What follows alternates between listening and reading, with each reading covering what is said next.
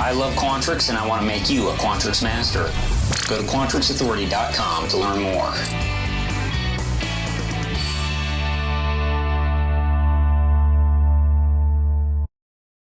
Hey, welcome back to another netcast. I'm Rich Lopez, Quantrix Authority. I sincerely appreciate you joining me today for episode number 336. Using another matrices category as a category when items are grouped with semi-duplicates. What do I mean by that mouthful? I have here a model. I have some part codes, 11395. I have it grouped as a finished good. I also have it grouped here as an MRO part.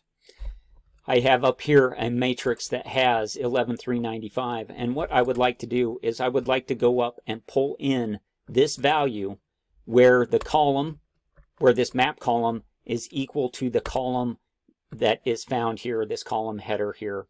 So I would expect to be able to pull in the value of 23 in this field here.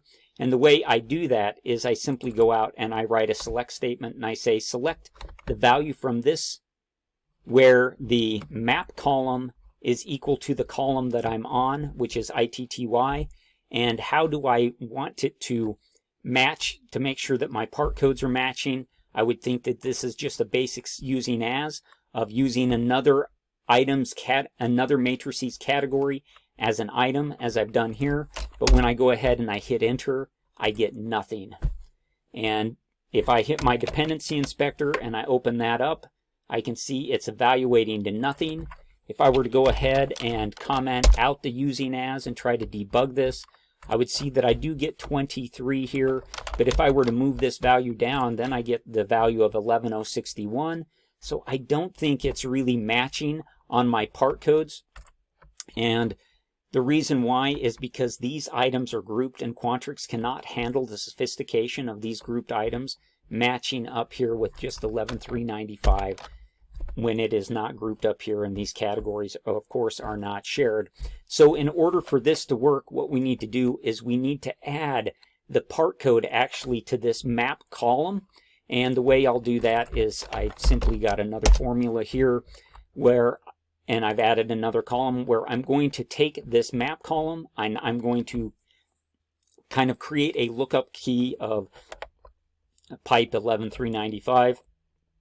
And now when I come down here to this matrix, what I'm going to do is I'm actually going to write a select statement, and I've got that down here in Formula 2, where I'm going to take the value, I'm going to look up this map column fix engine item, and then I'm going to create a concatenated key where I'm taking the column that I'm on, and I'm taking the M3, let me fix that.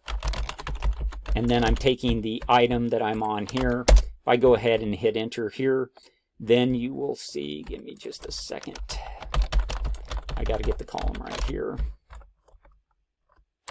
If I go ahead and hit enter there, then you will see that it actually turns to 23. If I change the order of it, it still works for me beautifully. If I were to change this to a different number, it now works. So if you're using another item, if you're using another matrices category as an item and you're using as, and you have grouped items and it's not working for you, it's because Quantrix cannot handle these grouped items here when I have semi-duplicates within the category that I'm wanting to join against.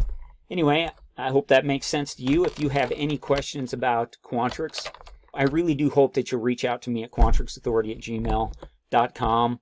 Send me a message, leave me a comment on YouTube. I hope you'll like and subscribe this video and this channel. I absolutely love Quantrix, and I want to make you a Quantrix master. So please join me again for another episode of Quantrix Authority with Rich Lopez. Today's podcast is brought to you by QuantrixAuthority.com. I love Quantrix and I want to make you a Quantrix master.